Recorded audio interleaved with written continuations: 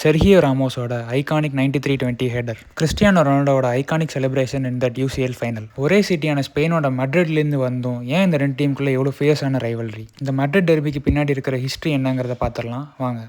இந்த கேமை சாதாரணமாக ஒரு ஃபுட்பால் கேம் அப்படின்னு நம்மளால் கடந்து போக முடியாது. மட்ரிட் அப்படிங்கிற சிட்டியில் இருக்கிற ரெண்டு ஐடென்டிட்டிஸ்க்கு நடக்கிற ஃபைட்டு தான் இது. ஒரு பக்கம் ராயல் ஃபேமிலியோட சப்போர்ட்டோடு இருக்கிற டீம், இன்னொரு பக்கம் தொழிலாளர் வர்க்கம், அதாவது ஒர்க்கிங் கிளாஸ் பீப்புளோட குரலாக இருக்கிற ஒரு டீம். இந்த போட்டிக்கு பின்னாடி எவ்வளோ பெரிய சமூக பிளவே இருக்குது. ரியல் மேட்ரிட் கிளப் வந்து ஸ்பெயினோட ராயல் ஃபேமிலியால் ராயல் அப்படிங்கிற அடையாளம் வாங்கினது. அவங்க வந்து சிட்டியோட நார்த் சைடில் இருக்கிற ஹை கிளாஸ் பீப்புளோட அடையாளம். அப்படியே சவுத் சைட் பார்த்தீங்கன்னா அத்லெட்டிகோ மேட்ரிட், ஒர்க்கிங் கிளாஸ் அதாவது தொழிலாளர் வர்க்கத்தோட ரெப்ரசென்டிங் டீம். ரெண்டாவதா அத்லெட்டிகோவுக்கு எல் கூப்பாஸ் அப்படிங்கிற ஒரு நிக் நேம் இருக்குது. அதுக்கு டிரான்ஸ்லேஷன் என்னன்னா சபிக்கப்பட்டவங்க அப்படின்னு அர்த்தம். இந்த விசித்திரமான நேம் ஏன் வந்துச்சுன்னா 1974 யூரோப்பியன் கப் ஃபைனல்ஸில் அத்லெட்டிகோ மேட்ரிட் கடைசி நிமிஷத்தில் கோல் வாங்கி தோற்று போகிறாங்க.